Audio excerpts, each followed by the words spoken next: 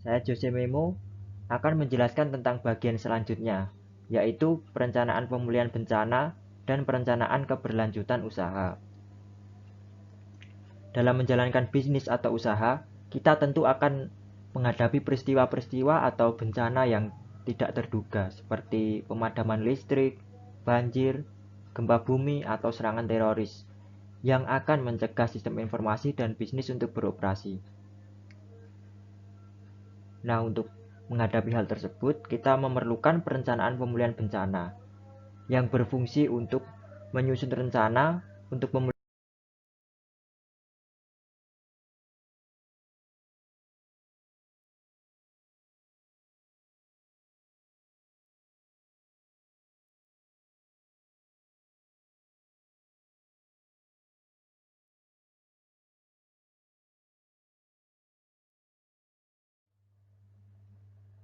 Salah satu perusahaan yang menerapkan perencanaan pemulihan bencana dan perencanaan keberlanjutan usaha adalah Mastercard. Mastercard memiliki pusat komputer duplikat di Kansas City, Missouri, untuk dijadikan cadangan darurat untuk pusat komputer utamanya di St. Louis. Tujuan Mastercard ini adalah untuk membackup atau mencadangkan data-data pelanggan maupun data-data dari perusahaan itu sendiri yang sangat penting untuk mengoperasikan perusahaan dan keberlanjutan usahanya.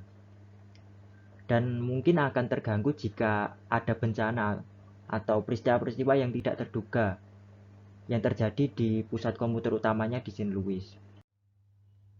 Bagian selanjutnya adalah peran audit. Organisasi harus melakukan audit yang komprehensif dan sistematis untuk mengetahui bahwa keamanan dan kendali sistem informasi efektif. Audit MIS memeriksa lingkungan keamanan perusahaan secara keseluruhan serta kontrol yang mengatur sistem informasi individu. Auditor harus melacak aliran transaksi sampel melalui sistem dan melakukan pengujian. Jika sesuai, menggunakan perangkat lunak audit otomatis. Audit MIS juga dapat memeriksa kualitas data.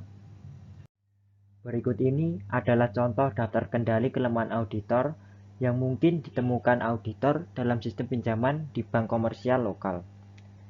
Formulir ini membantu auditor mencatat dan mengevaluasi kelemahan pengendalian dan menunjukkan hasil pembahasan kelemahan tersebut dengan manajemen, serta tindakan korektif yang diambil oleh manajemen.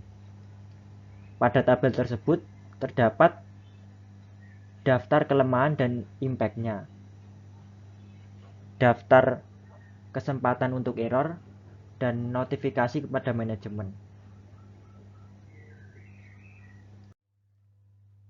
Selanjutnya, teknologi dan alat untuk melindungi sumber informasi yang meliputi manajemen identitas dan autentikasi.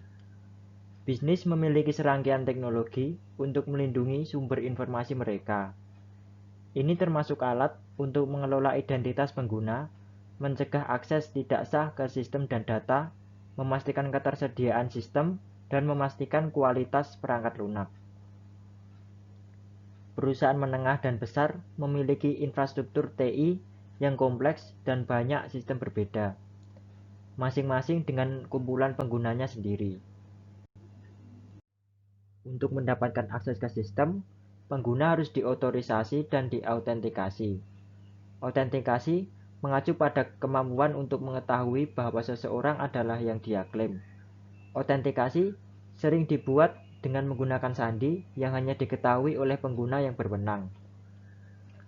Contohnya adalah ketika kita login ke akun sosial media kita pasti disuruh untuk memasukkan password untuk login. Dan selanjutnya adalah teknologi autentikasi baru seperti token, smart card, dan autentikasi biometrik. Autentikasi biometrik sering kita jumpai di kehidupan kita sehari-hari. Contohnya di smartphone yang hampir semuanya sekarang sudah mempunyai fingerprint untuk autentikasi. Selanjutnya, firewall, sistem deteksi intrusi, dan perangkat lunak antivirus.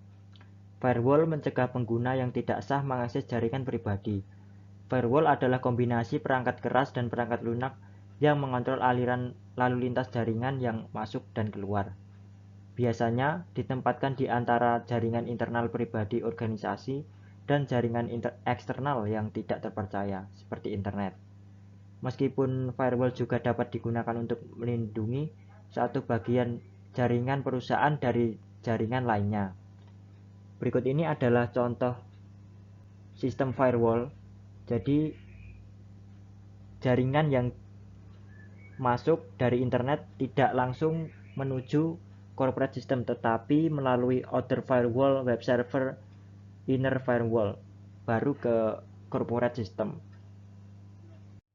Sistem deteksi intrusi. Sistem deteksi intrusi menampilkan alat pemantulan waktu penuh yang ditempatkan di titik paling rentan atau hotspot dari jaringan perusahaan untuk mendeteksi dan mencegah penyusup terus-menerus. Sistem menghasilkan alarm jika menemukan peristiwa yang mencurigakan atau tidak wajar.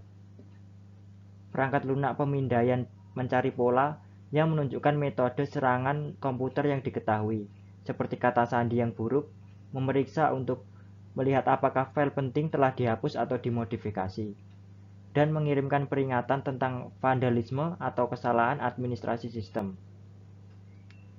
Selanjutnya ada perangkat lunak antivirus dan anti-spyware.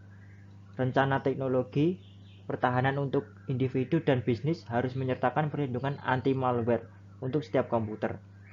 Perangkat lunak antivirus mencegah, mendeteksi, dan menghapus malware, terutama virus komputer, worm komputer, trojan horse, spyware, dan adware. Berikut ini adalah contoh antivirus yang mungkin sering kita temukan atau kita gunakan di kehidupan kita, di komputer kita sehari-hari.